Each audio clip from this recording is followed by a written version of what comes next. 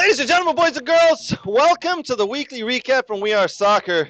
I am absolutely exhausted. The amount of football. I think we're officially changing it to football now. Thank you, everybody at the World Cup draw for that.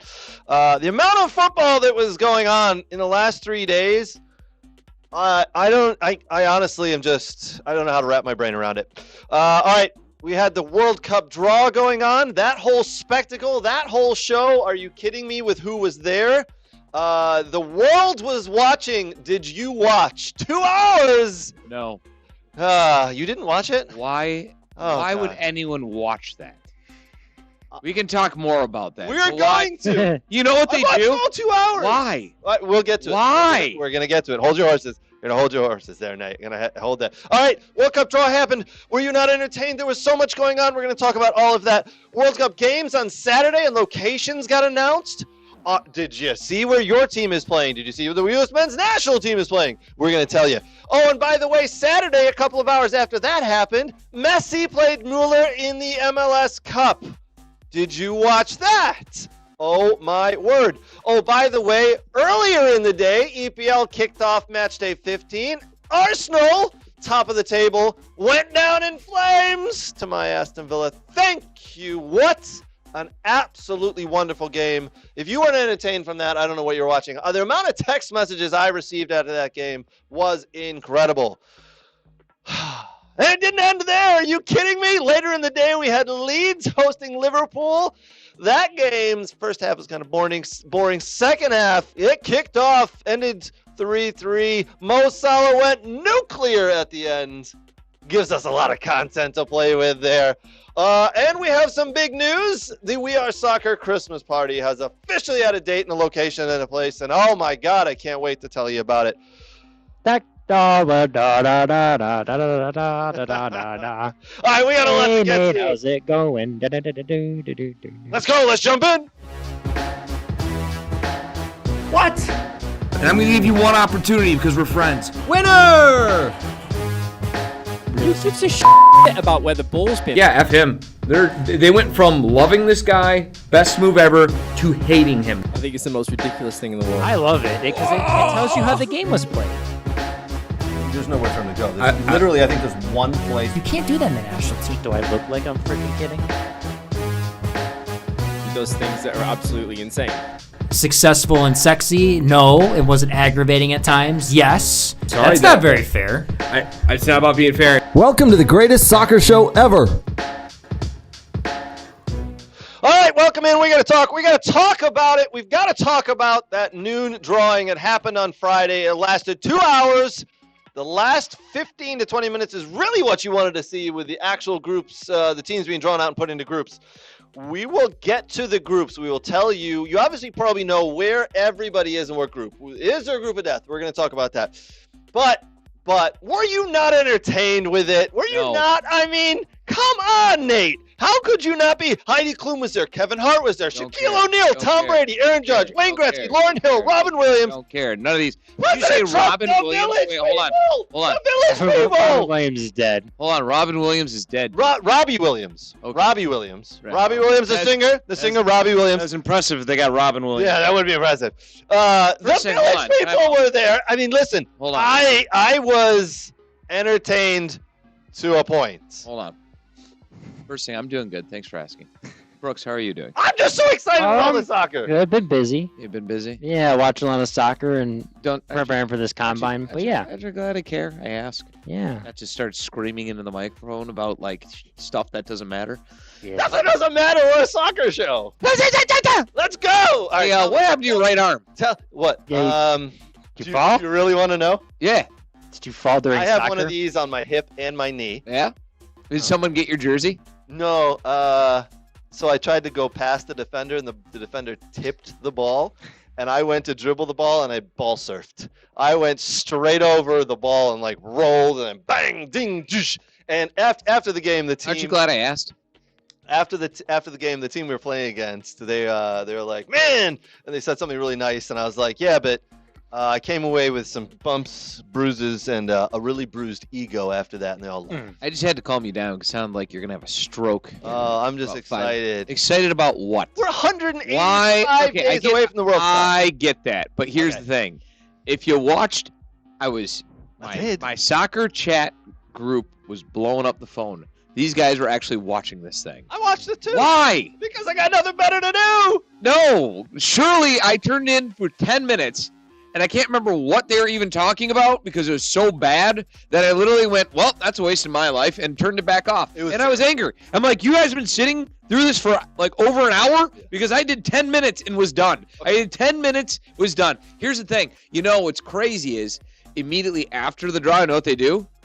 They show you everything. Yeah. So you don't have to sit through 2 hours. You can like go about your day, do it. And what's even better is they have a post-game show talking about the groups, which would be more interesting to watch than blowhard celebrities.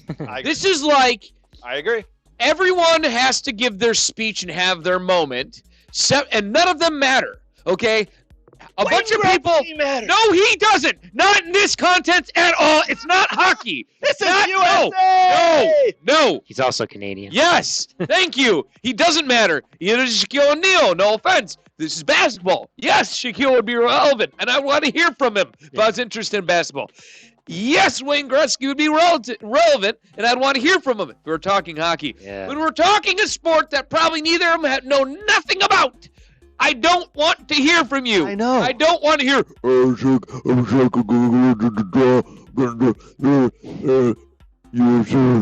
Okay. That's like how he sounds. I know. And I like Shaq, and I find him funny. The I funny don't want to hear from him right now. The funny thing was when the show kicked off, Heidi Klum and Kevin Hart came out, right? And they're 2 other people I don't care about. trust me, no idea why we You're did listing that there. people I don't care about. Hey, Nate, here's a show with a bunch of people you don't care about. Do you want to watch it?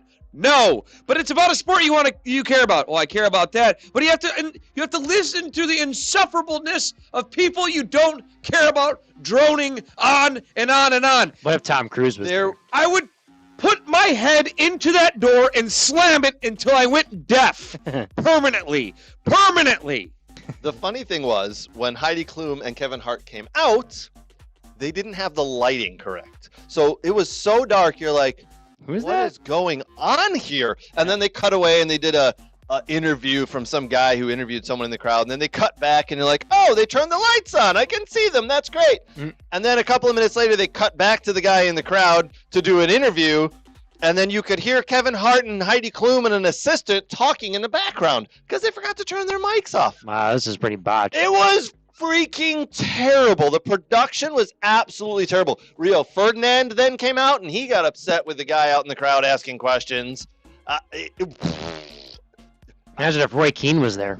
Might have punched someone. Oh my God, it was an absolute S show. Yeah. Be glad you didn't watch it, but I was entertained with how god awful it was. They should have Vinny Jones. That's what they should have brought. I clicked in to was it Kleshyan making a joke to Rio Ferdinand about trying to be funny. Yeah, that was about going for. Hey, so he didn't score. He goes, I'm a defender, and he goes, yeah, don't you go forward for headers? And he's like, okay, and I'm like, this is not even good banter. This isn't even good banter. They all have bad connections because that's the problem is they've never ever worked together, all those people. That's the problem. Why are we listening to the Village people? I don't know. Like, I understand our president did the cool little funny dance, and it was funny, right? I think it was him who wanted the Village. Probably.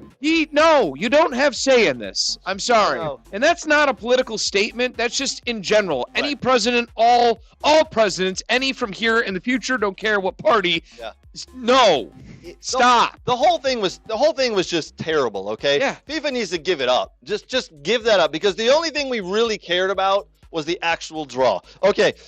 I don't even care about them pulling the stupid little balls out. It's not exciting. No, I don't care. No. Done and dusted. I'll look at it all at once. You went way too far on that. All of them were so colorful. The only thing we really cared about was the final draw. Like, okay, that's great. That's where I don't care to watch them pull it out. I don't care. Here's the thing. But you need to make sure it's not rigged. The first pot, it's already rigged. I know it is. Okay. It's rigged to the point where you knew what was coming out. Yeah. So the first pot you should be done with. Yeah. Right? Like, it already should be pulled. It was. Like, No, it's not like, hey, we're going to pull the balls out. It should just be done. Yeah. Second thing, if you really want to make it unrigged, why don't you throw it into a supercomputer and just hit enter? Well, but that, yes. There's no drama. Now you get it. There's no drama. There's no need I to guess have there a could be. show, I Nate. don't know. Really? They wouldn't do a show. Yeah, life would be better. They have to I make know. it entertaining. Yeah. But they didn't. I know. They failed on that. I know. Okay. F- for FIFA and failing I know. at I know. entertaining me. Okay. Did you guys watch it? Were you entertained? Did you like it? What were your thoughts? Put them in the comments below. We want to know. And if you watched it, I apologize for all of America globally, for all of you, blah, blah, blah, blah. America should apologize to the world. America for that. is sorry. Yes, we are sorry. Okay. Put it in the comments. Did you watch? What were your thoughts on it? I'd love to know. Before we go any further, we're going to talk about the groups that came out. We're going to talk about is there a group of death? We're going to talk about that. We're going to talk about U.S. men's national team forward. But before that, I do want to say a big thank you to our partners, a big thank you to Soccer World, a big thank you to Next Level Training, a big thank you to the Michigan Jaguars, a big thank you to the football doc, Dr. Zachary Atwood, and the Dog and Pony Show Brewing. Thank you guys very much. Appreciate the love and support you show for us at We Are Soccer. It means the world to us. Okay. The group of, was there a group of death, Nate? Do you really think there was a group of death? Group I? I'd have to memorize the groups. Okay. And I didn't. So let me pull it up. But there was a group of death. I definitely saw one. I saw two, actually. Okay. I have the groups loaded up for the fans and the viewers here. Group A. So, by the way, the first game of the World Cup, June 11th. I believe it's June 11th. I need to double check my notes there. Oh, you know who really made out on that, too, by the way? Yeah, June 11th. Sorry, between El Tri and South Africa, 3 p.m. Eastern Time. Who really made out? So, there was a gentleman. You know him. You know Joe Carver? I do know Mr. Oh, he did because he bought tickets. And wouldn't you know, England's going to be, it's their first game against Panama. And he's going to be there live. Oh, wow. Lovely. Mr. Carver, well done, son. He walked in, he was fist pumping. He was excited. Brilliant. Well done. He did make out. Group A, Mexico, South Africa, South Korea, and TBD. Who's TBD? Just kidding. There are playoff games going on. So it's Denmark, Czechoslovakia, Northern Ireland, and I don't know what MKD is. North Macedonia. Maybe. Norway are going to win it. They'll end up coming through, I think, in that one. But Mexico, South Africa, South Korea, that's actually a pretty good group. South Korea can play. Mexico, we know they're a decent team. South Africa on their day, depending on it, Bafana. That's a good group. Group B, Canada, another TBD, Qatar, and Switzerland. Who's TBD in that one? Italy, Wales. Oh, sorry. NRL, is that Northern Ireland? Yep. My bad. So that's Northern Ireland. And then what's BI? Is that Bosnia and Herzegovina, I think? Probably, yep. B and H, yeah. Yep. Yeah. Okay, so most likely Italy are going to make it through to that. Boo. Oh, I don't want to see Italy. I don't know. Italy doesn't have Anything can happen. They suck. Wales would be great in there. Let's get Wales. Northern Ireland, Craig. Northern Ireland. No, Bosnia is not a bad side. They're good. Bosnia and Herzegovina are good. But not exactly two countries, a group of too. Death. Yes. Double the power. Double the power. Yes. You have to play them twice. You got to play them twice. It's not fair. Oh, shoot. Goals count for two. But there's your Group B. Group C, Brazil, Morocco, Haiti, and Scotland. This group is actually a pretty good group. We all know Brazil's good. Morocco have done really well in the previous World Cup. Haiti are going to get rocked. Scotland's the dark horse. Scotland's a dark horse with some way they've been playing. Look at some of the games they just came through in qualifying. Yep. So Brazil it's historically so far right now been underwhelming. It's not the Brazil of your father's past, right? However, they got a great squad. Mm-hmm. They got some good guys who are coming into form right now. If they pick the right players, they can put it together. And they put it together, and they don't just rely on individuals. They could be very good. Yep. You will see. We will. Morocco has been all tournaments have been absolutely killing it. Really good. Absolutely killing it. Yep. And have some great world superstars around the world. Hakimi, and all those guys. So they're one to watch. And Scotland I don't even consider Scotland a dark horse at this point. I consider Scotland just good. Yeah.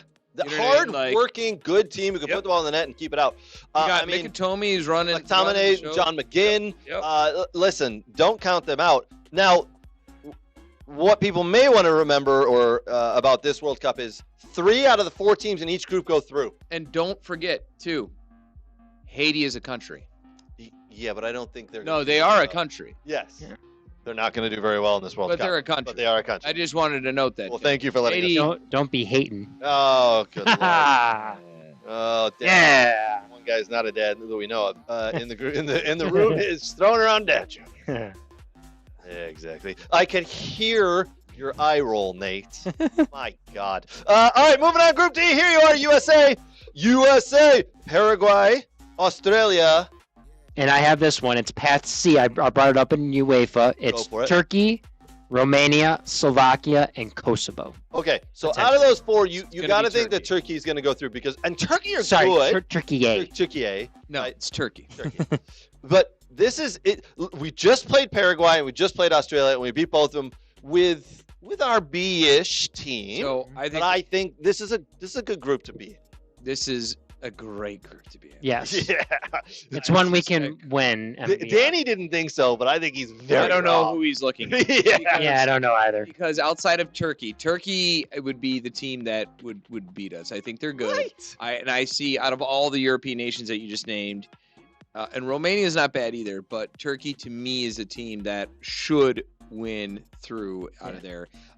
Then after that, I'm not really worried for Australia. I'm not really worried for Paraguay.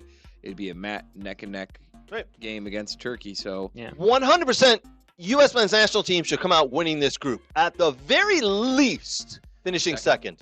And anything other than that, they do not deserve to go forward. Yep. Okay? So this was a really good draw for U.S. men's national team.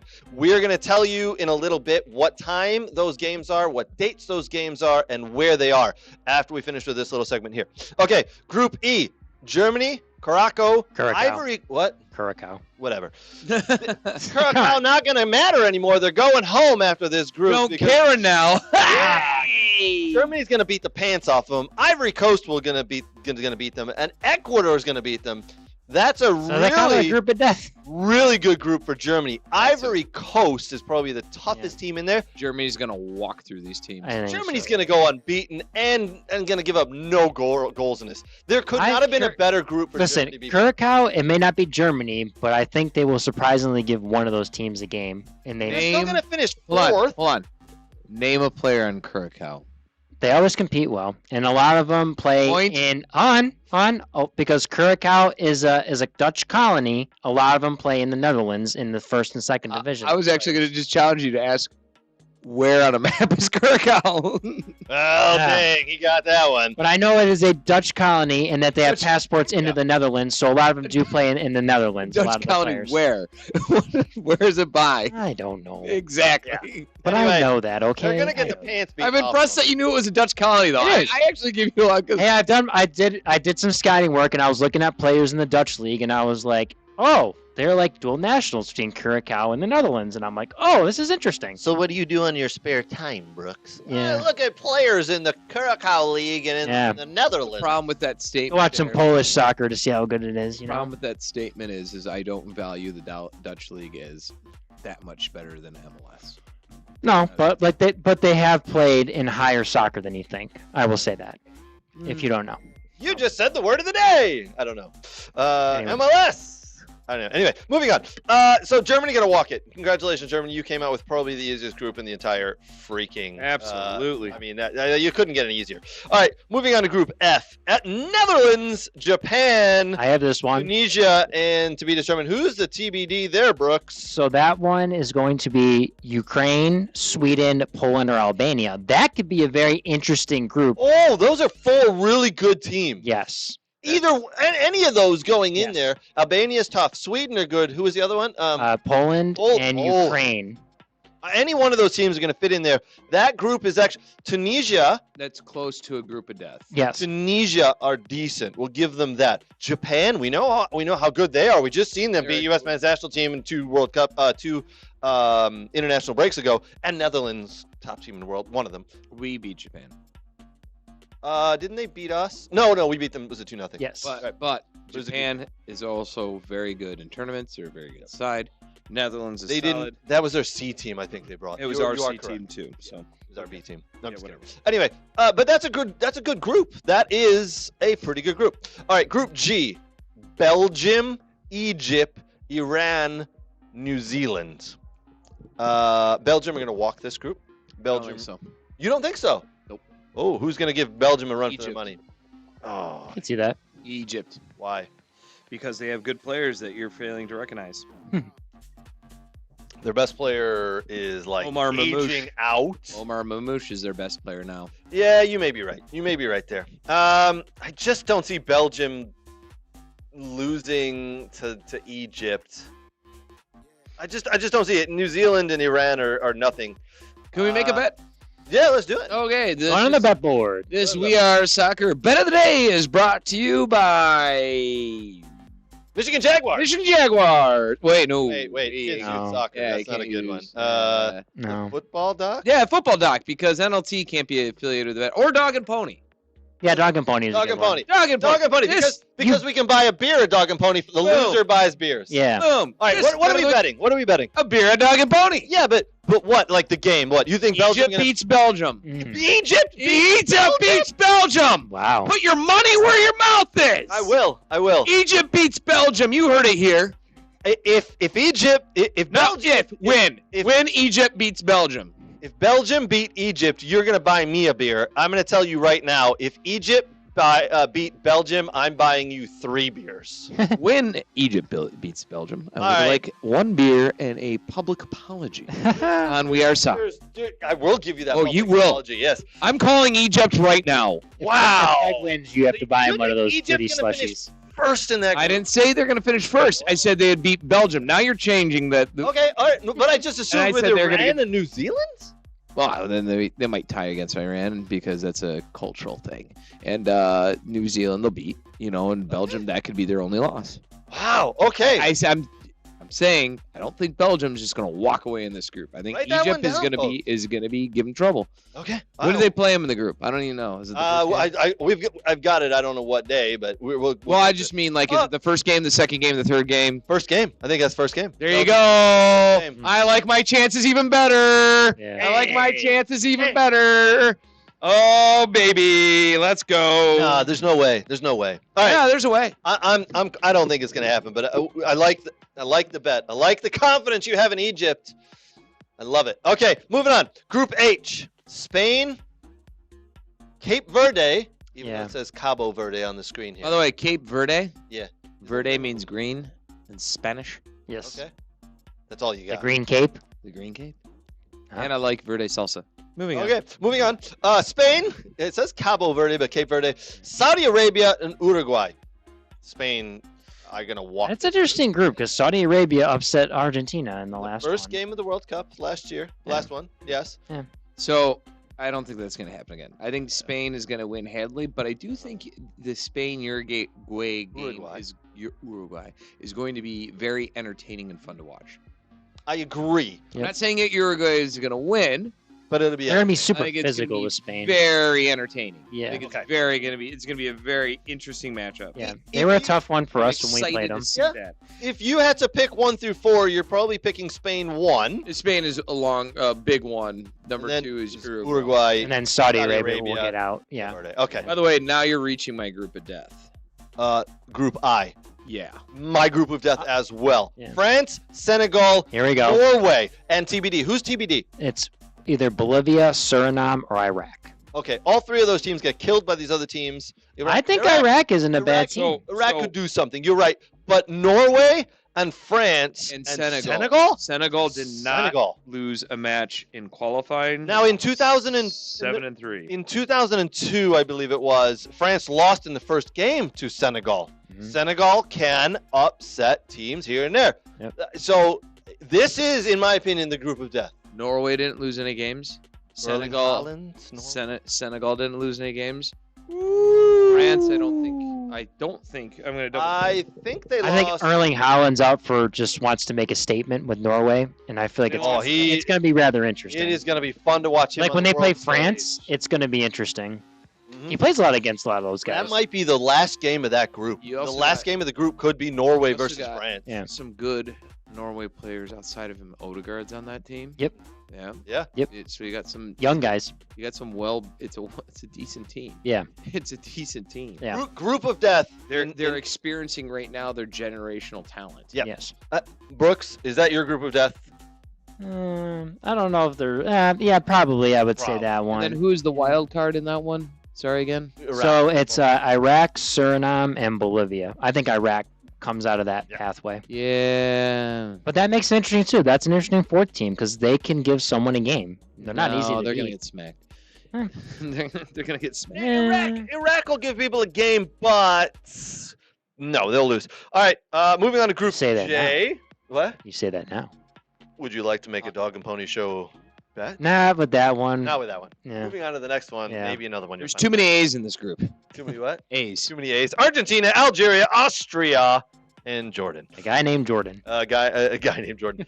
Argentina, Algeria, Austria, and Jordan. Austria, they could be second. Argentina should walk this group. They should beat all three of these teams handily. Argentina should go 1, Austria 2, Algeria 3. Jordan, sorry about your luck. You're going to get booted.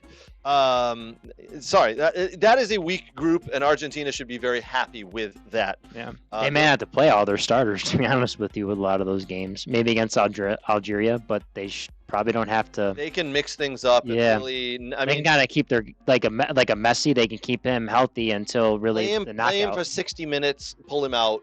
Play him for 40 minutes, pull him out, depending on Yep. And then the last game. So Argentina, if Jordan's going to be the last game of the group, should be all locked up by then. Yep. So then it's just You're saying Argentina is going to walk away with this? that group. Austria, I know, are a decent team, but I just don't see them giving Argentina. I could see a world where they beat Argentina. I could see a world where they get out of it. So If it's neck and neck and those two are fighting for that first place spot, Austria can give them a run for their money. Interesting. You shouldn't walk. I'd put it this way: it's not a chip shot to beat that Austrian team. Sure. No, yeah, agreed. It'll be a game. That'll be the tough game of the group for Argentina. Yep. The one tough game, right? All right. Group K. Portugal, TBD, Uzbekistan, and Colombia. Brooks, who's the TBD in Group K? So 3 teams: New Caledonia, Jamaica, and Congo Dominican Republic. I think. Jamaica should make it through compared to those other two. So if you put Portugal, Jamaica, Uzbekistan, and Colombia, Portugal 1, Colombia 2, and I think Jamaica gets out. Jamaica goes 3rd, Uzbekistan goes 4th. Yeah. That's a dangerous team. That Jamaican team, if they get everyone, I mean, the guys that are no longer playing for England and whatever, they have athletes. They're a very good team. The problem is their coach just quit. Yeah, Steve McLaren just quit. Everyone hates the Federation. That place is a dumpster fire. I don't even see them making it this far.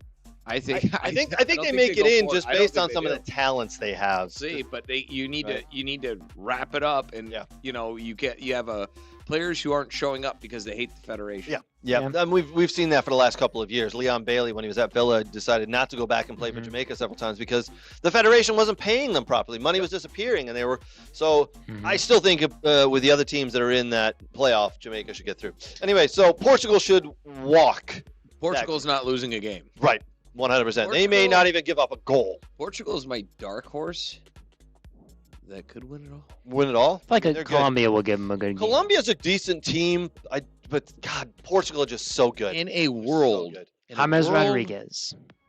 Always good in the World Cup. James Rodriguez of 12 years ago. Always good in the World Cup somehow on international team. You also have in Colombia Luis Diaz. Yes. He's probably one of the most informed players right now. However, Portugal, in a world where everything's scripted. Oh yeah. Sports are fake. Where Ronaldo has to advance. Where Messi already has his World Cup. Wouldn't it be interesting if Ronaldo got his? Don't do it to me, Nate. Yeah, I'm doing it to you. Yeah, I'm doing it to you. And they beat England in the final. Oh, F off. F off with that crap. England. Out of their group if they're lucky. I don't know if that comes through, but boo to you. All right, let's go to your home. Let's go to your homecoming, whatever the hell this is. It's coming home. Group L: England, Croatia, Ghana, and Panama. Actually, that's a rough one because Ghana, actually Panama can hang with some people like they have in CONCACAF. But Ghana is always an interesting. Ghana's going to put up a game. Panama can hang, and Croatia of 2 World Cups ago, it's to the final. Croatia of last World Cup, not so much, and they're still now just old because they're still running with Modric and Perisic. Croatia of today, Croatia of summer 2026, I don't see them being a problem. England will make it difficult on themselves. They'll win a game 1-0. They'll win a game 2-1. They'll win another game 3-0, and then they'll get through in first place and probably end up playing someone tough. But listen, 3 teams out of all these groups. So groups consist of 4 teams, as you can see here. 3 teams from each group are moving forward. So we go from 48 to 32, and then we go knockout round. It's going to be fun once it gets to there, but God darn it, I think the World Cup is now just watered down. We have 104 games over the course of 39 days. The World Cup opener at Mexico City on June 11th between Mexico and South Africa will kick off at 3 o'clock Eastern Time. 78 games will be in the USA, including all from the quarterfinals on. And 13 games apiece will be in Canada and in Mexico. U.S. men's national team games. Okay, now this is what you guys have come for. Are you ready? Here West Coast, aren't they? We go. U.S. men's national team's first round games will be 9 p.m. Eastern Time against Paraguay at Inglewood in L.A. on June 12th, right? So day after the first game, Mexico, South Africa. Day after, we've got USA versus Paraguay. And then 3 o'clock Eastern Time, kickoff against Australia in Seattle. Ooh. 7 days later on the 19th. And then a 7 o'clock start. See, that's close June for the 25th. Aussies. That's interesting because that's close for the Australians. I think that's why they did that, right? Yeah. Once they figured that out, I mean, they don't want Australians traveling to New York. Yeah, that's an additional 5 hours, right? Yeah. So put them on the West Coast. Yep. So Yeah, it's better for TV time too. Right, exactly. Yeah. And then on the 25th, so 6 days after the second game, they kick off at SoFi against Turkey, Romania, and Slovakia. Slovakia or Kosovo. Sorry, Yeah. one of those teams. At that point, whoever they're playing, it should be wrapped up for USA. They should be going through. Then it's just going to determine are we first, second, or third. Yeah. Which pathway do we get? Yeah, which pathway? But I like how they use this word pathway. Now. Pathway. Yeah. It's not knockout. It's what's your pathway. But there you go. We're on the 12th, the 19th, and the 25th. 9 o'clock, 3 o'clock, and 7 o'clock starts. All on the West Coast for USA. About 185 days, depending on when you're watching this video here, before the World Cup starts. Now, with the draw happening and the big spectacle of the show, with everybody showing up, and then the next day, the dates and the times and everything coming out, and has your guys' excitement level ramped up, or are we just kind of like, we got so much other stuff going on right now, we're not worried about it? I mean, it's not complete because everyone's still got to qualify, so it's not till March. So until you figure out who comes out of qualifying, and if some of those teams make the group a little more difficult and whatnot, you know. Let me ask you this. Yeah. When those teams finally do get out of qualifying, and we figured out, oh, look who's going where, is that really going to up your level of excitement? I mean, the groups will be complete finally and whatnot, but like once the competition starts, like a month or so before, it becomes more. Everyone's focused right now on everything else, Champions League and EPL. Results happening this weekend. Yeah. Messi winning the MLS Cup this weekend. Yeah. Nate, where are you at? Your excitement level, has it gone up a notch or two, or are you just like, nah? You know, here's the thing. It's yes and no. Because you're right, there's just so much going on right now. Everything is watered down. Yeah. Mm-hmm. But it's like I don't have a ticket. Yeah. I'm not yet. going. Yes. Yeah, I don't know if yet. So, and that's the thing. Like, if I was Joe Carver, I'd be over the moon right now. I got a ticket. I know I'm gonna go see. I know I'm gonna play. His team. It's his team. He bought a game. I don't. And that's the thing. I don't even really care to I don't care. Like, I just want to go see some matches.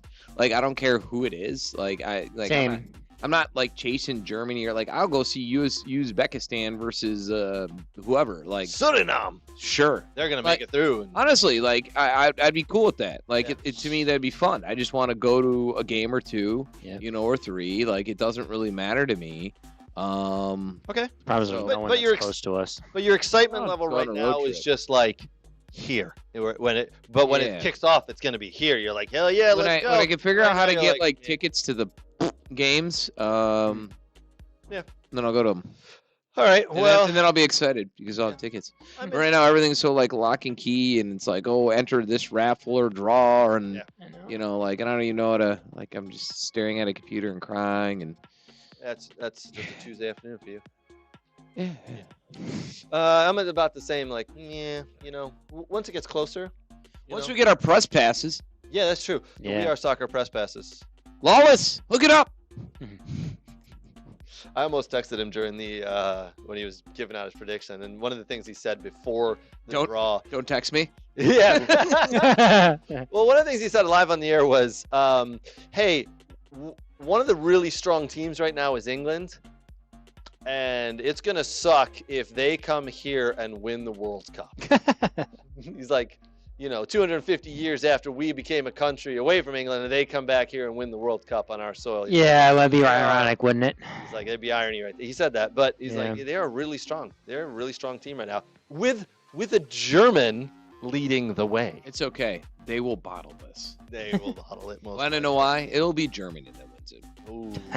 All right. We have systematically taken over. Ah, You're right. okay. England is strong. Tuchel comes out and he's like, I'm just going to bench Harry Kane. But it's the final against Germany. Yeah, we don't Maybe he'll bench Harry Kane, then in around the 60th minute, bring him on to score a hat trick. More on that shortly. No, they're just going to leave him off. More on that shortly. Leave him off. All right, we're going to jump into Aston Villa beating Arsenal. We're going to talk about the Leeds-Liverpool game. Mo Salah went nuclear. We got a lot to get to here, folks. We're going to do it right after this.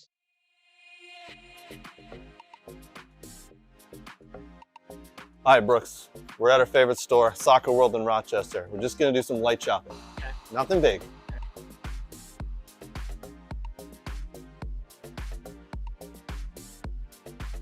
Ooh, pretty colors. Oh, and one of these too? Ooh, Germany. Nate would like this. Hey, Brooks, look at all these. Look what I got.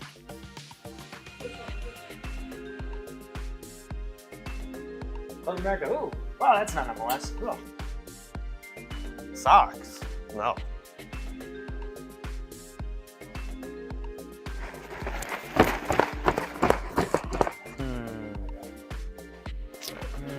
Ooh, a ball pump. Next in line. Sir, you're next. Right. That's a mannequin. You know that. Huh? It's a mannequin. Oh. Sorry, sir.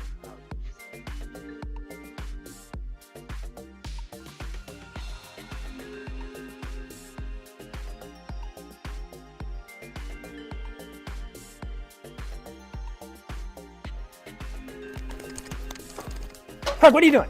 Nothing. Huh? Big thank you to our sponsors at Soccer World, soccerworld.net for all of your soccer gear needs. It's indoor soccer time around here in Detroit. So get your kids some extra boots because they're going to get worn out. Trust me. They got 3 awesome locations, Soccer World here in Detroit. And then big thank you to Next Level Training. Make sure you sign up for a bunch of their camps they got going on. Got You special. got the pro camp coming on. Pro camp. Nate, is Sydney signed up for that yet? Or did you sign up? I'm there signing autographs as a pro. Professional Jack. You know what? Aaron, Aaron and the Next Level crew are going to sign up. Are going to show up for that morning for the camp. And we're like, why is Nate here with his own table? What's he doing? He's signing stuff. What's he signing over there? Yeah. Weird. Yeah. Weird. He's giving away pictures of himself. Yeah. Anyway, But only to the pros. not to any of the kids, just to the pros. Hey, Kellen, come over here. I got this picture of me for Hey, you. there you go, buddy. You're welcome. Frame it. You're welcome. Anyway, Yeah, probably. She'll probably be doing it. awesome. That's great. Nice. Sign your kids up. They got pro camps going on. Find out more at Next Level's website, Next Level Training. Big thank you to Michigan Jaguars, MichiganJaguarsFC.com for more information on that awesome club. My kid, he's heading out to the MLS Next Fest as part of the Michigan Jags this week. You can't wait to see how he does over there in Arizona. I won't be going. My wife's going. So I get to hang here in the cold of Michigan while my wife and my kid are playing soccer out in Arizona. Lucky them. Big thank you to the football doc, Dr. Zachary, where we have a new video series where Brooks is interviewing Dr. Zach and Dr. Spence Nolf. Check that out on our YouTube channel. A bunch of good information there. And big thank you to Dog and Pony Show Brewing. By the way, December 29th. Write it down. Circle it on the calendar. That's when the We Are Soccer official Christmas party is. December 29th. It's a Monday. It kicks off at 6 o'clock in the evening. It goes from 6 o'clock to 10 o'clock. Trivia is from 7 to 9. We got door prizes. We are going to be collecting money for a local charity. We are going to be giving things away. Craig's going to be behind the bar serving beer. I'm going to grab the microphone and I might start singing. It's going to be a good day, guys. I want to serve beer too. Wait. Yep. December 29th. Yeah, can I serve beer? Yeah, you could. I was expecting you just to show up, take a seat, and drink the beer. Why can't I serve beer? You can serve.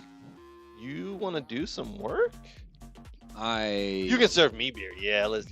actually know how to pour beer.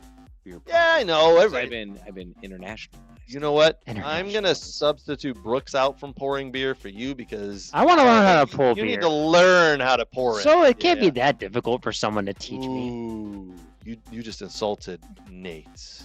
Okay, Just moving on. don't. Moving on. Just don't. Moving on. Let it go. Let it go, Said Nate. I want to learn. Simmer down. All right, moving on. So big thank you to our sponsors. Big thank you to our partners. Very much appreciate. All right, listen. It happened. It was the biggest game of the weekend. Arsenal went to Villa Park. My family had a representative there. My dad was there. My uncle was there. And oh my God, the last kick of the ball, the last kick of the game. Uemi Buendia scores 2-1 to Villa. Scores in front of the whole 10 in the stadium. 42,000 people go absolutely bonkers. What a game. The ending was great. The middle part, if you didn't watch it, it was very systematic, all right? Aston Villa had complete control of this game. There were parts where you thought, okay, Arsenal's mounting an attack here. They've got a lot of possession. They're getting some good opportunities, but Villa had them, and it's going to sound weird, had them right where they want them. Like, this is what Aston Villa have been building towards this entire season. This is how they started out this season. The first 6 games, they didn't win a game. They didn't score a goal until the 5th game of the season. But they were working on things. And my, oh my, that midfield is humming along. The defense is really good. We have trouble scoring goals. We really have trouble scoring goals. But man, I've watched a lot of games Arsenal have played this year, and they are really good. Unai Emery had a plan for this game and just unleashed Aston Villa into them, and just Unai Emery every year seems to come out with a win against Arsenal. It's rather close statistically here, that's for sure. It is. It absolutely is. Villa are very good, though, at just saying, hey, if you want the ball, go ahead.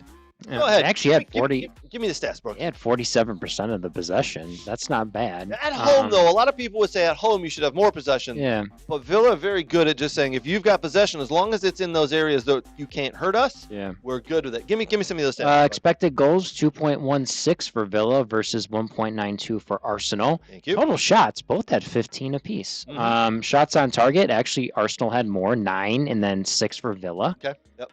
Corners, corners 3 and 3. But obviously, Martinez made 7 saves compared to only the 4 for David Raya. Raya. Yeah. So, yeah. Yeah, it was a really, really good game. Aston Villa upsetting Arsenal. Arsenal top of the table, still top of the table even after this loss. And I think everybody in the league was rooting for Aston Villa to win this game for 2 reasons. One, because Arsenal, if they'd won, they'd been running away with it. They would have been 6 to 7 points clear, and they're just running away with the title. This kind of holds them a little closer and says, you know what? You're not quite as good as you thought you were. Hold on. Villa put together the blueprint, and I think to a T, just executed it. A lot of teams aren't going to be able to do that, though. But what a game for Aston Villa!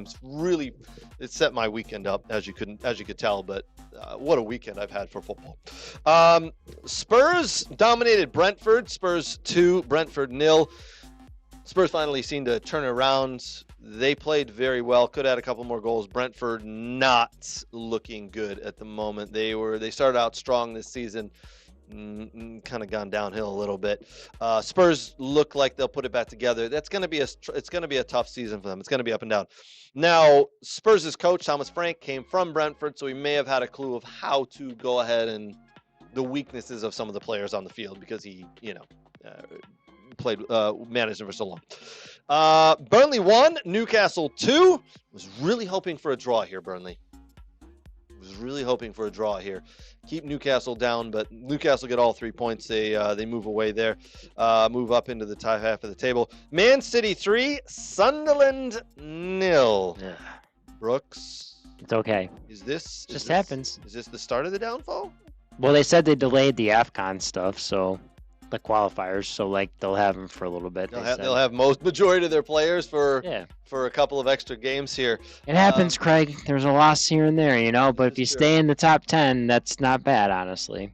No, I agree. Or top 8 if they can do that. Yeah, so it's kind of like, what do you mean the fall? Like, because I wasn't expecting Sunderland to stay. So like go to the bottom, right? Yeah. Well, hold on. I wasn't expecting Sunderland to stay top 4 and beat Man City. You expected them to stay like around mid-table and.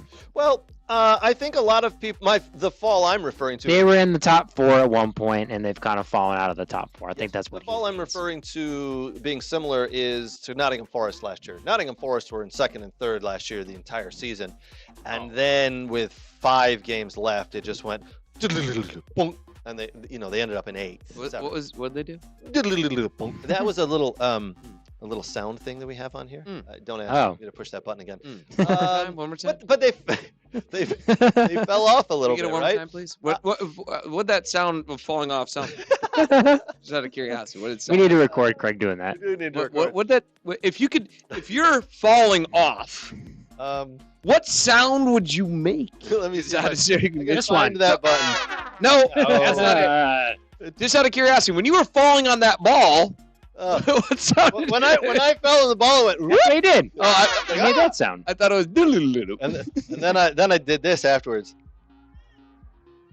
If only we could hear that. Yeah. I don't know if our viewers can hear that one, but all right. But if you just would have did the sound again, that would have been way better than what you just did. Yeah. You could have did the sound again. There you go. There you go. I don't think Sunderland are going to be able to hold on to that top 5 spot. I think they will end up mid-table. And for a team that just got promoted, 100%, the goal of any team just got promoted is to be just stay in the league, be in and around mid-table would be phenomenal. The fact that they've been flying so high is incredible, but I do think now a little bit from the fall from grace is coming where they do end up back where they're supposed to be and not in the top 5. I mean, they're not going to go all the way down to the bottom of the table. No. I think they are more than safe. They've proven themselves, and 23 points already. Yeah, I mean, listen, they're phenomenal what they've done. Sneaking up the table here is Everton. Everton, they were in 5th at one point. Yeah, they were in 5th spot at the beginning of today. That's incredible. They fall to 6th, 3-0 win over Nottingham Forest. Jack Grealish and Dewsbury Hall are just incredible right now for that team. You just got to hope those two get injured. Because they really rely on them. But that's a big win against Nottingham Forest. So nice Everton up into 6th spot. We'll put the table up in a minute. For the toffees. Yes, sir. Like the candy? Yes. Oh. I forget why they're called the toffees. I can't remember now. I didn't know. Because they like candy. Have something to do with the factory over there. Bournemouth 0, Chelsea 0. Thank you, Bournemouth. Thank you. I was very happy to see this result because it means Chelsea now fall a couple of points back and allow Villa a little bit of breathing room in 3rd position there. Crystal Palace moves into 4th. Crystal Palace moves up a little bit too. Yeah. Listen, Chelsea have just hit a rough patch here. I mean, you expect them to go to Bournemouth and get points. Bournemouth have been performing okay this year, but you expect Chelsea to go and get points there. Not to be. Thank you, Bournemouth. That's a plus for the rest of us here. Mm-hmm. We're going to skip this next game with Liverpool. We're going to come back to it. Brighton 1, West Ham 1. That game today. If they won, they would have been above Everton there. West Ham scored. Jared Bowen scored to go up 1-0. Brighton were putting pressure on the entire day. Pressure. One breakaway goal. Jared Bowen puts it in the back of the net, and you're going, okay, can you guys just hold on here? Just hold on. And Brighton, I think, personally got a little bit of a lucky call. The ball hit right in here. And is that a handball? If the ball hits me here and then drops to my foot and I shoot it? I don't know. Was your arm extended? I did one of these. It is because it created advantage. Yes! By the letter of the law, it did. VAR Because you- determined it wasn't, and I could not believe. Yes, They it- probably hit his rib. That's what I get it. It was in a natural position. I should have had but the picture, but If it's creating an advantage, Sure. which it did, Yeah. that led to something. Then by the letter of the law, it's handball. I could not believe it wasn't overturned. Anyway, Brighton. That's on the video review person for sure. Yeah, Actually, it's the head referee because he went and reviewed it. You know. No, I don't think he was even asked to review it. If I remember correctly, the play happened. The goal was scored. The referee stood on the field. VAR took a solid minute, and they chimed down and said it was a goal. He wasn't even asked to review it, so it's on VAR. I do want to look at that one a little closer, but not for now. Fulham 1, Crystal Palace 2. They climbed the table with 3 points there over Fulham. I was really hoping for a draw between those two teams myself. Wasn't to be. All right. So Crystal Palace for Champions League next year? I mean, I don't think they hold Possible? on. I don't think they hold on when you've got Chelsea, and Liverpool still to come. Man United is going to get back up into those spots. Spurs could climb as well. Newcastle will climb. I don't see. I'm going to make a prediction here. I don't think Liverpool get back into the top 5. Okay. I think they stay out. I think they fall in 6th or 7th here. I like that. I like it. That's possible, especially with the locker room drama. Yeah. Yeah, which we're going to get to. By the way. We got a lot to get to there. Leave it at that. Yeah. But United, even though it looks like they're in dire straits in the table, with the game in hand, if they win against Wolves, I'm saying if, We're going to get to that as well. because you don't know with that team. They're back in 6th though. With 3 points, yeah. Yeah. Yep. Right Give you a up the table. stat. I'll give you a stat we looked up before. I was curious because Wolves haven't won a game yet. Hold tight. That's a Are we waiting? question. You're waiting. Ah, We're waiting. We're waiting. fine. Waiting. You know what? Fine. You know what? Let's do it. Let's go. Game tomorrow. Wolves host Manchester United. Okay. Wolves have not won a game. Yeah. Wolves are winless. We're going to put up the table. Here's the table. Put my reading glasses on. Wolves down at the bottom. 14 games, no wins, 2 draws, 12 losses. They've scored 7 goals for, 29 against. That's a negative 22, right? So they're on 2 points. No team. Do you want to go ahead and give that set? Yeah, I In the top googled 5? that because we were curious. I was like, he's like Wolves are winless, and I'm like, I wonder if a team's ever gone in a Power 5 league in Europe has gone winless for the whole entire season. And Do you think do you think it's happened? top 5 league in the top 5 leagues in the world? You've got EPL, La Liga, Bundesliga. It almost happened in the Bundesliga. Serie A. I believe it almost happened in the Bundesliga. It but did. They got like They one got like team 2. got 1 or 2 wins. Yeah. But it very recently almost happened. Yes. You are correct. It's never happened. You are very correct. Yes. And I was right with my Buddha. Who was it? It was a while ago. I can't remember the Stuttgart? team. No, it wasn't Stuttgart. Somebody got relegated and hasn't come back up. But Um, he asked me, he goes, well, surely, you play 38 games in the Premier League. Someone's gone winless. No one's ever gone winless. And I don't think it's going to happen this year. Wolves are terrible, but I don't think it's going to happen. Do you know what the lowest in EPL, the team with the least amount of points has been relegated? Do you know what the point number is? 11. No. Okay. I don't think Wolves, they have 2. Do you think they will get to 11? We are over a third of the way through the season. No. And going back to that, I now remember it was Schalke. It was Schalke 04. I remember this, and I just Googled it. Okay. To make sure I was right. It was Schalke. It was when who is it?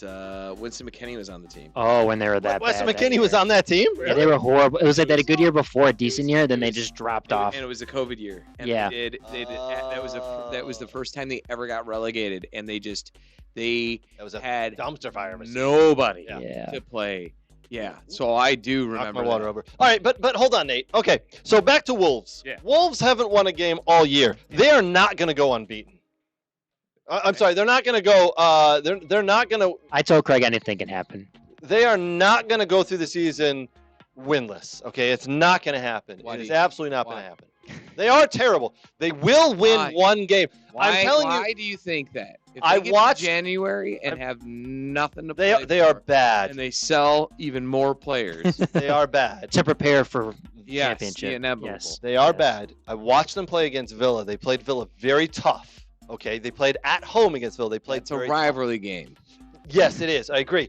You got to think those players do not want to be part of a team to be the first team to ever go winless in the Premiership. Well, no one wants to be a part of that, but like when your morality and just like livelihoods just crap, just crushed 38 because of opportunities. everything. Now, there's so much parity in the league right now, right? Like you just saw Arsenal lose. You've seen Man City lose a couple games. You look where Liverpool dropped off to this year, right? Chelsea. I just think they will win one game. I don't know if it's tomorrow, but they will win 1 or 2 games this year. They are not going to go win them. See, Craig, there's a difference between EPL parity and MLS parity. MLS parity, you have a chance, but unfortunately, the EPL parity, I don't know if that means you have a chance to, do that. I get where you're going.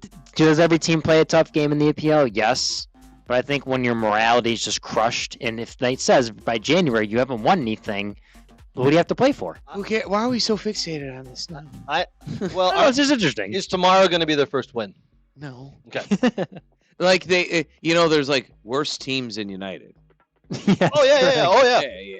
Yes. Burnley, West Ham, Nottingham Forest, Leeds. Yeah. I'm also not saying the United's going to win, but I'm just saying let's clear that up, right? So when they draw, I don't want to hear, see Nate. No, I never said they would win. But they didn't lose, so it's okay. We're going to get to the United thing in a second, but all right, Brooks, under/over on wins for Wolves this season.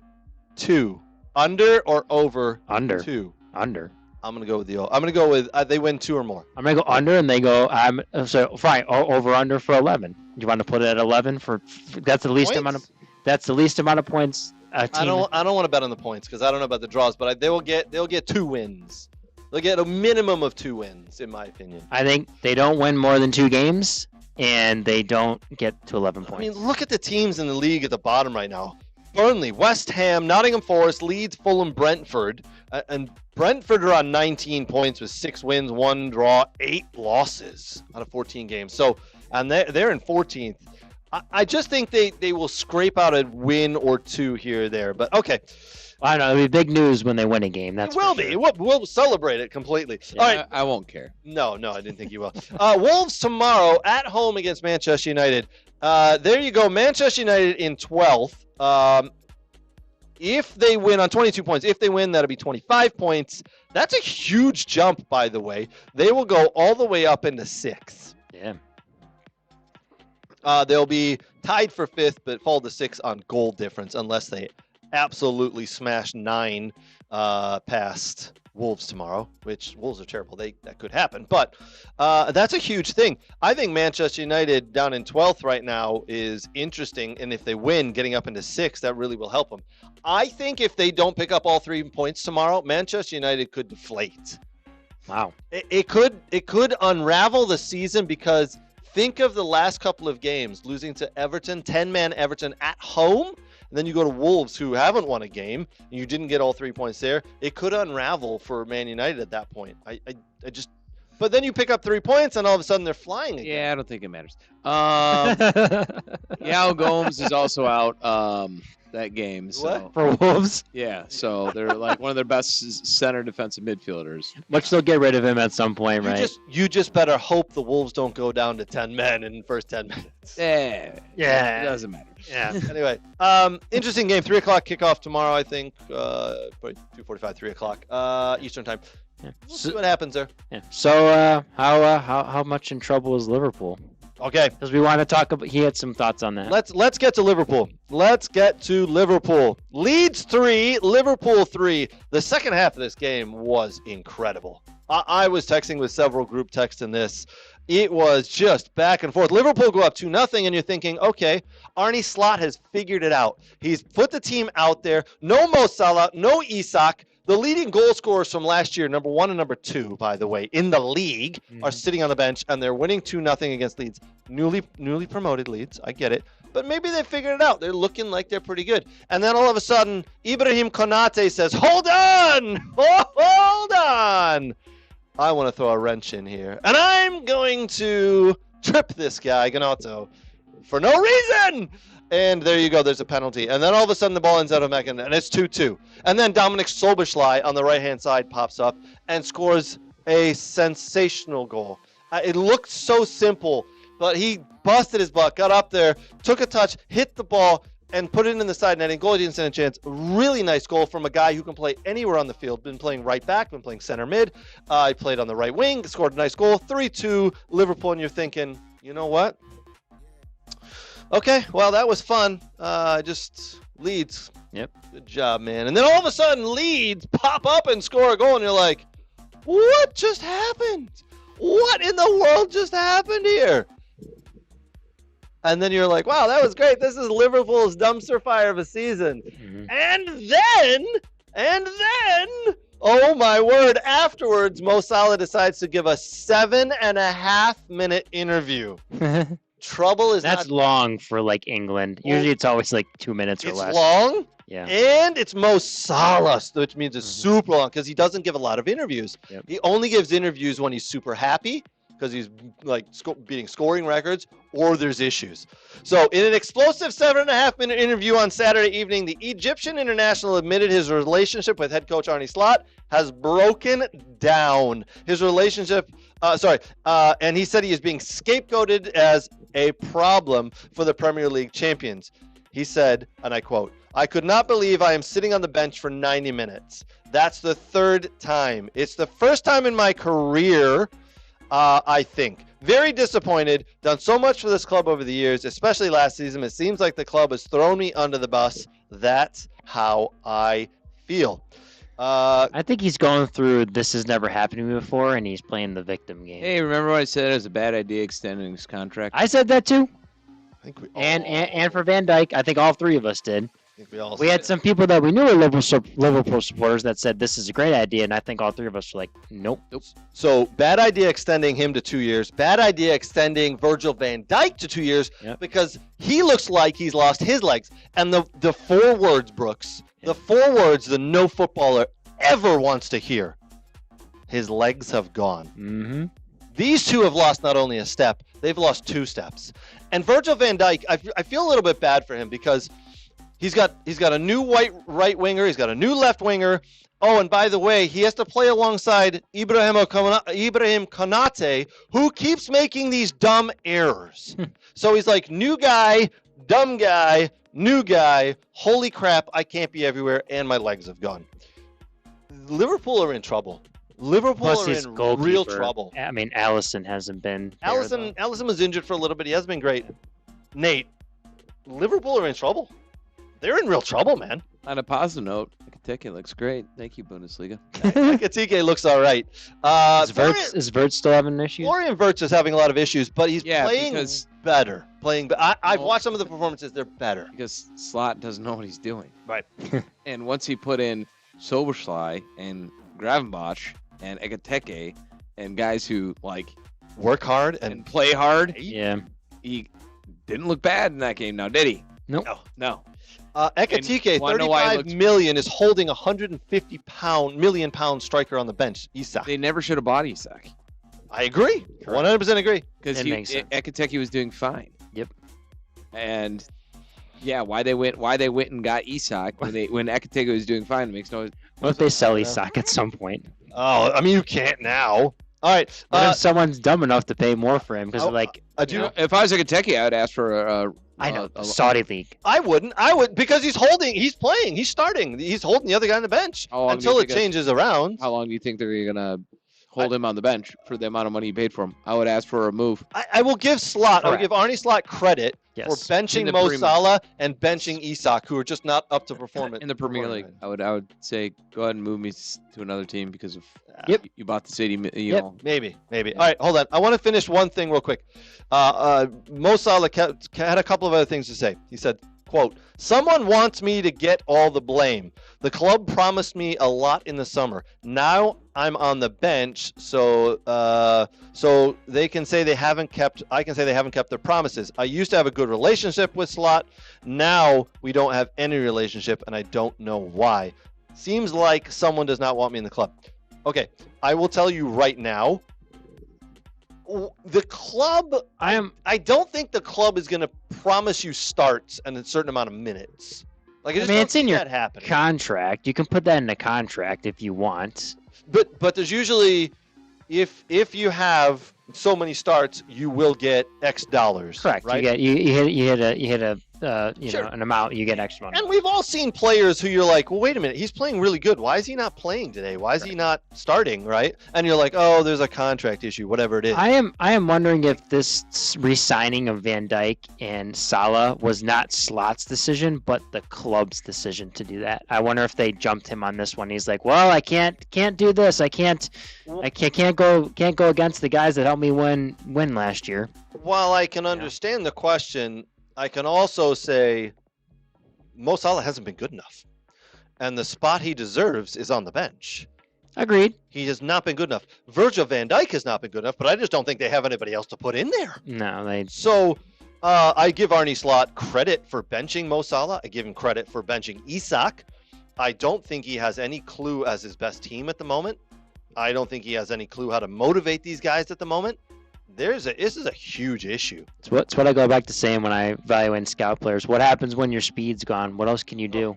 Oh, how else can you contribute? How can you change your game? Brooks, I can tell you when your legs go and it's tough. Your it's legs tough. go. It's tough.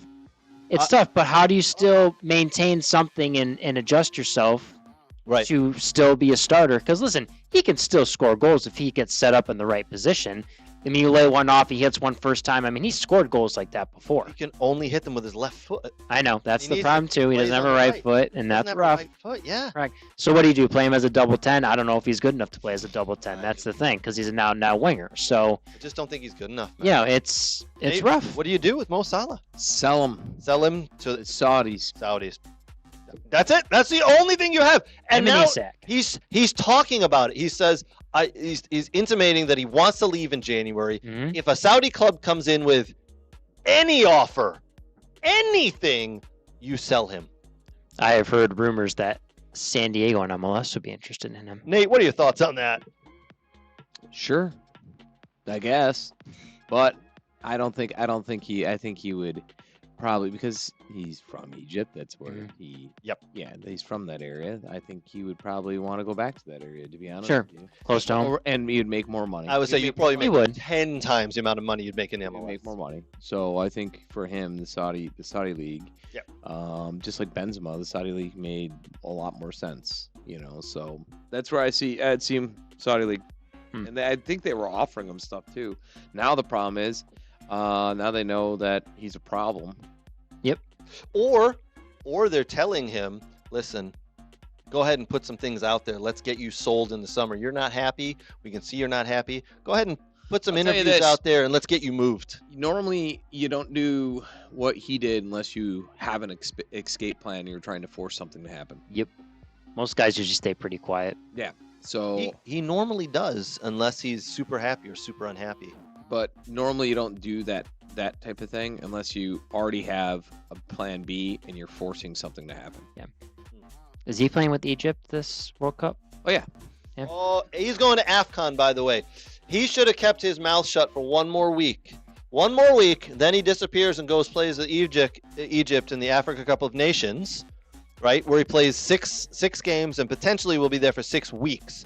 He keeps his mouth shut for one more week and doesn't do this disturbance. Then he rides off into the sun and then maybe gets sold before he even gets back. But now he's caused all this trauma in Liverpool. I think he knew exactly what he was doing. Mm-hmm. Yep. So it's a bad look. Well, that's what I'm saying. This Usually is a bad you look. Don't do this. Yeah. This is calculated. I wouldn't want him on my team at this point. His legs have gone, and he's causing trouble because it's making it all about him. Michael Owen and Danny Murphy, two Liverpool legends, came out today and said, unfortunately, Mo Salah has made this all about him and not about the club. We all understand when we've been benched or the coach doesn't pick us or just something isn't going right. This is not how you solve the situation. Yep. Credit to those guys for coming out, especially Michael Owen's been through it. He understands it. Yep.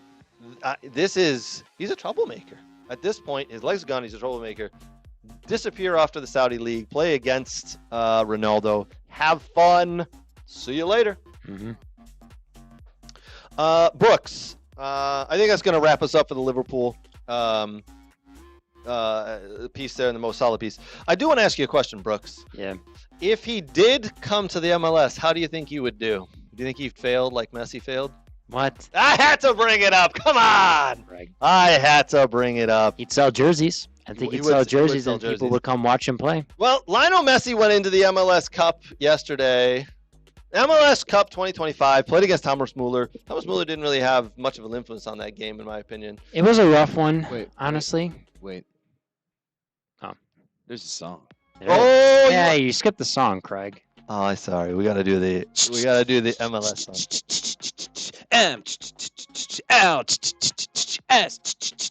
MLS in your heart, it's MLS. In your soul, it's moon whoppers, whoppers with cheese, Big Mac supersize. It's America!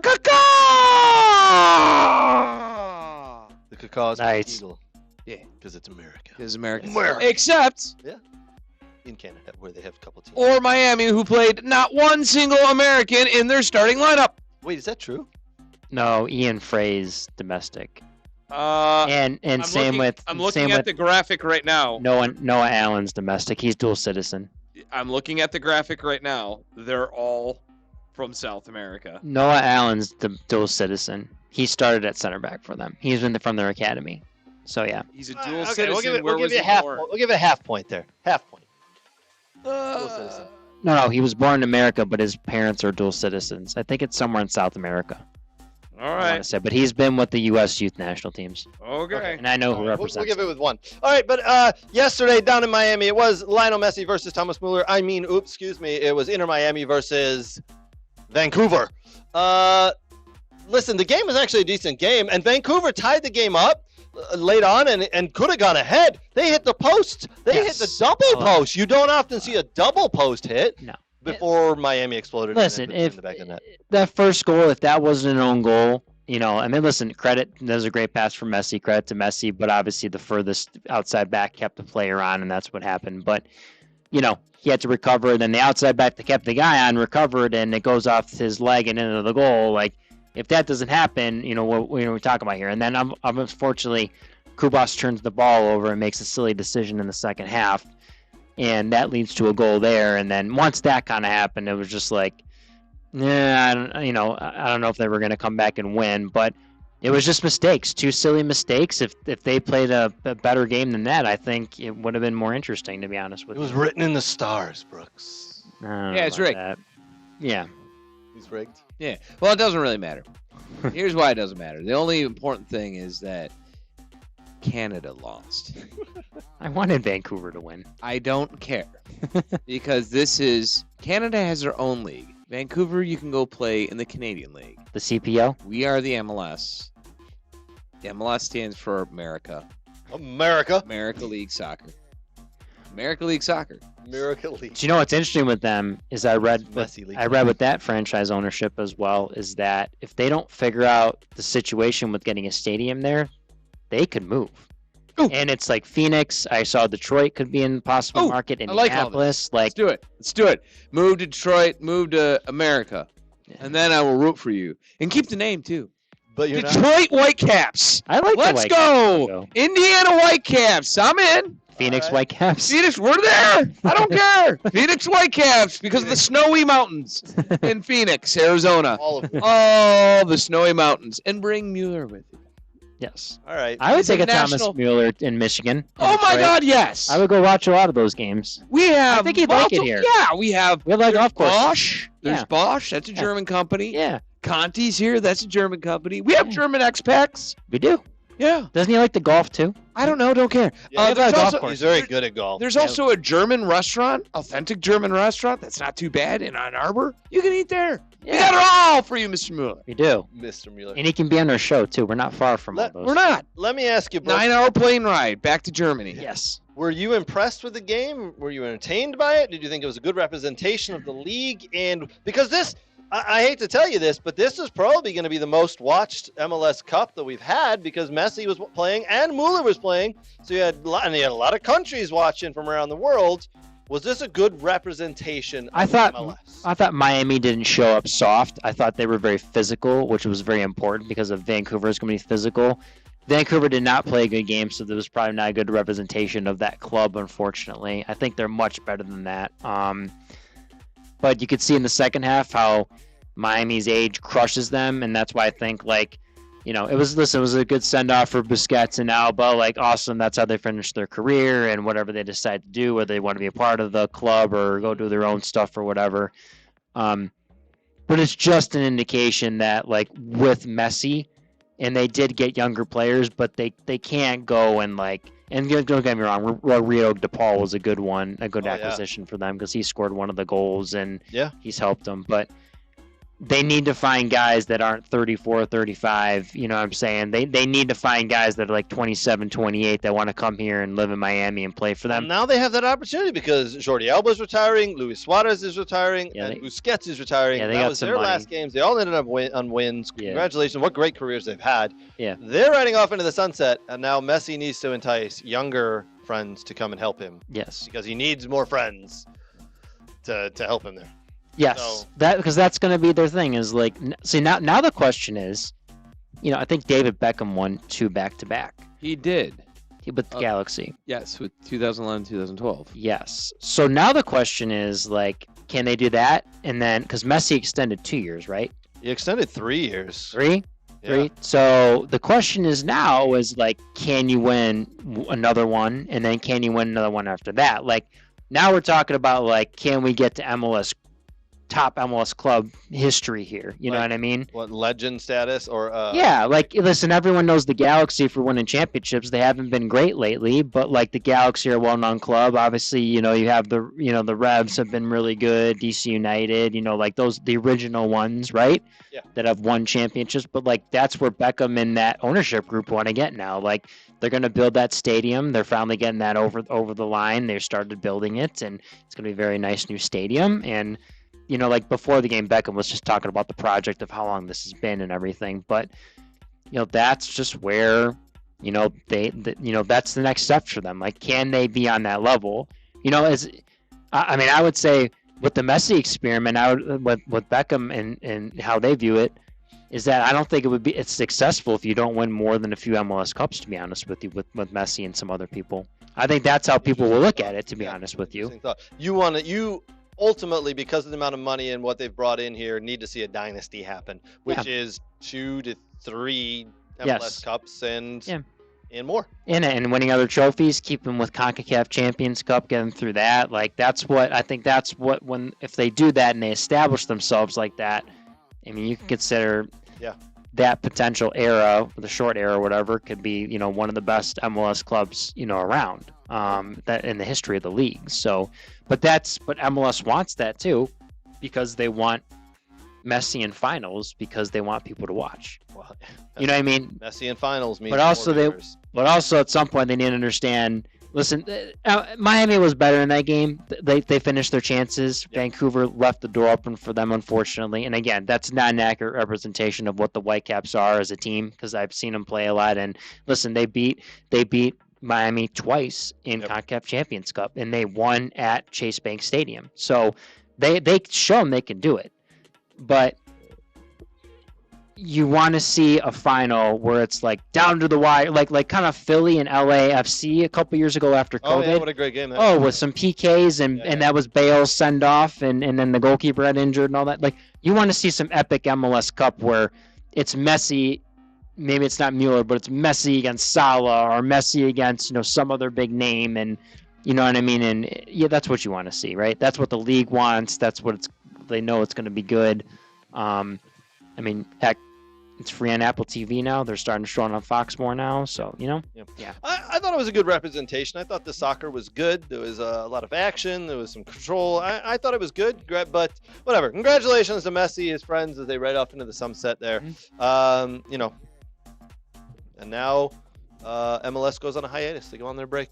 Mm-hmm. I don't know. Some stuff happens, and some GAM and some play money and Monopoly money gets thrown around, and some weird things happen, and then teams are formed. Yeah, and then all of a sudden superstars come in, and whatever happens. I mean, is this trigger some other people to come to the league? I don't know. Maybe it does. So. I think it does. I think it gets a couple of other players from around the world who I think there are good guys that I seriously, they're just wasting their life in the Saudi league. I'm sorry. Like, I just but they already have enough money, all those people. Like, I don't understand. Like, Never have enough money, Brooks. I don't Never understand have that. enough Like, money. they would make so much more money if they came to the league. They would.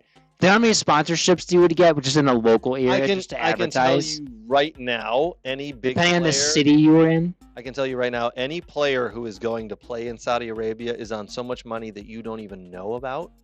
The money in the contract that you can see is this, the money that was deposited in their bank account or their wife's bank account or their mother's bank account is this. Like, there's hidden money, man. Not to keep this going because it's getting late. Yeah, we're gonna wrap it up Tired, here. but I mean, most of the players that are there outside Ronaldo are ones that like. Would you take Benzema? Would you want Benzema in the Benzema, league? I think He's likes past living it. there, but I think Benzema likes living. Oh, he does. Okay, yeah. He's from- Mitrovic likes living there as well, but he's from he's there. past it. You know what I Yeah. mean? Like Yeah. that's the thing. Like Yeah. it's. But I'm just saying, guys, like we talked about Salah potentially going to the Saudi league. I just, and I get it, but he's from there. But I think if From you- there. I if you think that's a big thing. If you're Yeah. from there culturally, Right. Sure, you might be more comfortable. Right. there. sure. Yeah, pick some English, British type players who are coming towards the end of their career. They can come here, right? Like a couple of them Harry are doing Kane? really well. Harry Kane? Like Jordan Henderson going to the Saudi league and that didn't work out. And he Yeah, went to be- maybe going to MLS makes sense. Yeah, But he's not that like but big name. no, that but they like, want. but that was Sure. I don't think that's happening much anymore. No. because that was a couple one-offs and Hmm. it didn't work out. Yes. So Fair enough. All right, moving on, friends. We got a couple of other little things to get to. We're going to talk about Bundesliga. We're going to talk about some news and rumors that Brooks knows. Got some inside knowledge on some interesting things. And then we'll wrap it up, and we're going to come back with the Bundesliga right after this. I'm Craig Hearn. Today, I'm here with the football doc, Dr. Zachary Atwood. He's going to show me some simple exercises and stretches to do before my soccer games. Because to be honest, I'm getting a little older and I need to be better prepared for these games. All right, he's got some stuff he's going to show us. Let's jump in. What's up, guys? Dr. Zach here with Craig. We're going through a dynamic warm-up here. Super important, especially in this age group as we get older. A lot of guys that I see, they go right from their car and straight to the field without any warm-up. We want to make sure that we're getting the body warm, we're getting loose, we get the heart rate up so that we can help reduce injuries.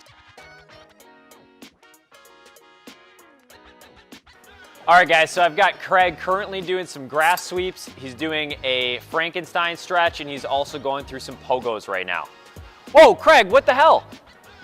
Yep, sorry, Doc. All this newfangled dynamic warm-up, this and that.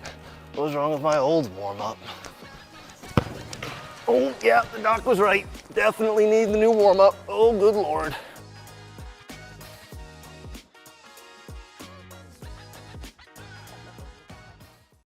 I like the other one better.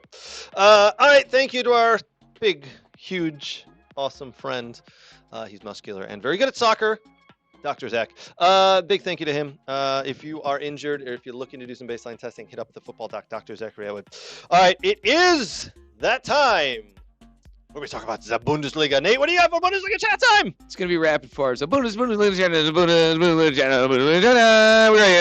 Woo! All right. So, anyways, just rapid fire this because don't want to take too long. Mainz versus Gladbach. Gio actually started, played 69 minutes. Mainz lost by a goal. Augsburg versus Leverkusen, very interesting, good match. Augsburg actually won here. I wasn't expecting that. Banks actually got in a full 90, played really well. So maybe he's trying to kind of come in the league here. Like it. Tillman played 81 minutes. Cologne versus St. Pauli, 1-1 draw. There was one moment where the goalkeeper made a double save. If you count the post, that was a triple save. That was exciting. Sands played full 90 in there. I like to hear that. And Paredes. Is there a signing of him? Paredes. Paredes? Yeah. Him. No, still injured. Anyways, it's two interesting matches. Two is building up to be like a juggernaut of a situation here. Yes. Leipzig. Yes. The out of Frankfurt 6-0, and this is like the third or fourth time they've hammered a team 6-0. Yeah. Wow. Werner has that team humming. Yes. Really does. And then Munich won against somebody. Yeah. They won against somebody. Moving on. Harry Kane came off the bench and scored a hat trick. So it was funny. Stuttgart versus Munich. Munich pumped Stuttgart 5-0. I'm watching this game, And I'm just like, Munich is so much more athletic than Stuttgart. They're good. It is incredible how fast and quick those players are moving. And they made Stuttgart, They're good. They're biting top around five. the top. Yeah, they're biting it in and out of the top 4 spot. So they're no slouch. They made them look like they're standing still. They did not need to bring Harry Kane in to score. And yeah, they just pummeled them. The goalkeeper did not have a good night. Kane's goals were not the best, and they did draw a red card because a defender decided to be a goalkeeper. That didn't work out for him. That was kind of whoopsie. Yeah, you can't do that. Yeah, he stepped in and palmed a ball that was going in. But Kane's he's on track to possibly Lewandowski's goal scoring record if he keeps this up. That'd be incredible. Wouldn't it? You know, especially he did score last game, but he had 3 goals this game. So it's going to be interesting. And Dortmund also won 2-0, and Hamburg beat Bremen, kind of rounding that off. Wanted to pivot real quick to the Pokal, and then I'll be done because the results are out. And Mr. Nate Janis' favorite team got probably one of the most favorable draws. So we're in the final 8. Okay, we have Munich, Leipzig, Stuttgart, Holstein Kiel, second division team. Yeah. Leverkusen. John Tolkien plays for them. St. Pauli, Hertha Berlin, second division team, and Freiburg. Who do you think out of that group? You can imagine who I don't want. Who would you imagine? Holstein Kiel? And that's who they got, baby! Yeah! Let's go! Tolkien, John Tolkien will be featured against my Stuttgart team. Yeah. All right. They have to travel to Holstein Kiel Stadium because that's how it works. American owned that club as well. Yep. Just don't lose to them. Hopefully not. Second. They're teetering down on the bottom of the second. Even better. So even better. Leipzig and Munich, and that's why I said it's going to be an interesting one because both teams are informed. They are playing each other. Freiburg has got Berlin. Leverkusen got St. Pauli, so 2 Americans playing in that game, so that'd be interesting to watch for anyone. But yeah, the Munich versus will be number 1 and number 2 in the league, basically facing off against each other, Leipzig and Munich, in February for the Pokal. So that should be a very, very interesting round of games there. At least 3 out of the 4 matches I would say are really interesting. The St. Pauli Leverkusen with the implications of Sands and Tillman playing. The Holstein Kiel Stuttgart, 1 because everyone loves Stuttgart, but 2 Tolkien playing. And then for just pure entertainment, 2 really good informed teams, Leverkusen, Munich, going against each other. Yeah. Would be very matches cool that I think everyone might want to tune into. Yeah. And that's it. That's your Bundesliga wrap-up, roundup, whatever we call this darn thing. On to the next one so we can get beers. Thank you, Nate, for the rapid-fire Bundesliga chat time. We call that Bundesliga chat time.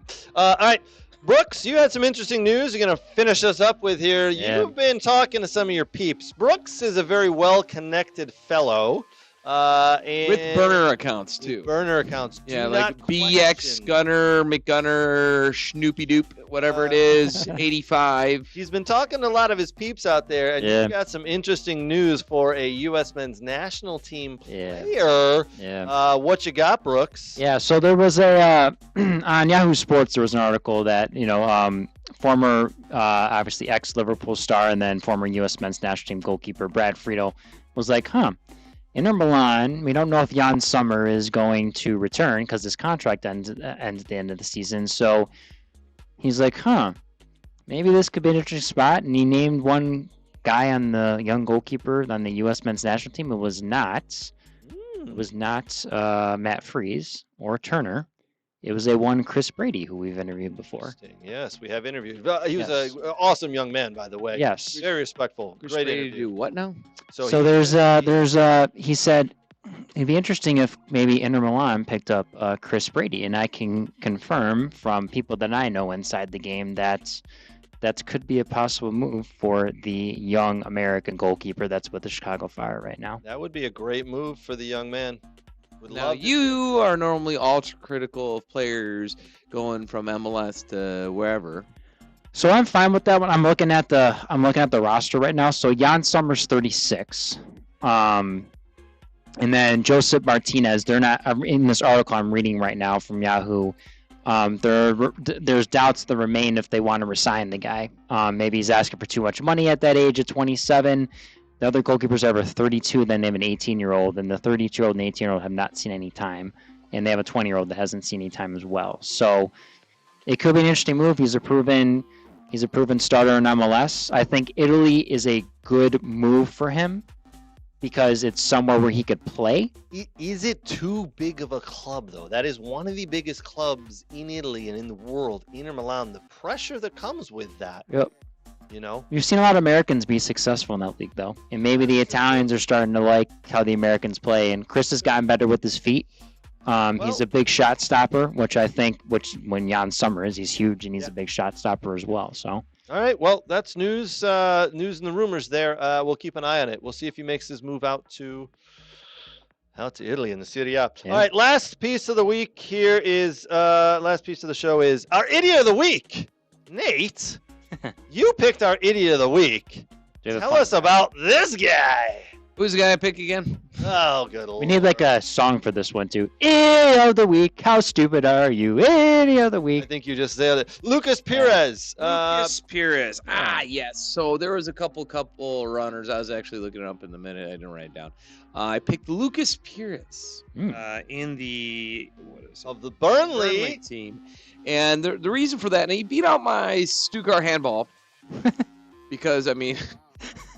That was actually done intentional and tactfully because winning that would put us in fourth, and then we'd be in the Champions League. We don't want that. Right. Why would you do that? Right. So we were like, oh, it's getting too close. Hand the ball it.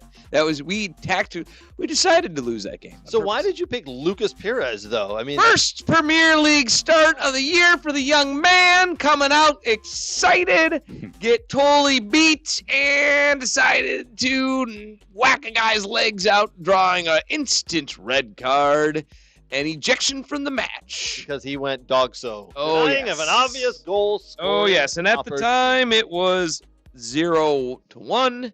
And it was still kind of a game, and now you are down a man and down a goal. And down a goal and a man, and then they ended up losing. Congratulations to Lucas Perez, as you are named the We Are Soccer Idiot of the Week by Nate. We are going to have to work on a song. Brooks, get in the sound booth. Get us a song. Yeah, let's get this going. Yeah. All right. Big thank you to our sponsors again. A big thank you to Soccer World. Big thank you to Next Level Training. Big thank you to Michigan Jaguars. Thank you to the football doc, Dr. Zachary Atwood. Thank you to Dog and Pony Show Brewing. Oh, and by the way, Dog and Pony Show Brewing, we will be, if I can find the graphic here, we're going to be doing our Christmas party. Our Christmas party is officially December 29th, 6 o'clock to 10 o'clock. We're going to have trivia, door prizes, charitable donations, beer fun, and more. Dog and Pony Show Brewing out there in Oak Park. Join us. If it's only for a beer, join us. Please join us. We are going to have a great time. It is a Monday evening between Christmas and New Year's. Come, have fun with us. Let's talk football. Let's talk about the beautiful game. And if you got a couple of extra dollars, $2, $3, $4, $5, we're going to be giving that to a local charity. We're going to be giving door prizes away. I've got some things I've been ordering lately to give away. We're going to have a great time. Nate might, in fact, get behind the bar and pour some beers. Brooks, you're too young. We got to see your ID first. What? What do I get to do? Join us. Stand there. You can give out the tickets with the door prize. Why do I get the boring Join us things? December 29th at 6 o'clock for our Christmas party. We're going to have a lot of fun. That's going to wrap us up for the week. Thank you, everybody, for joining us. We very much appreciate it. Until next week, cheers. Cheers.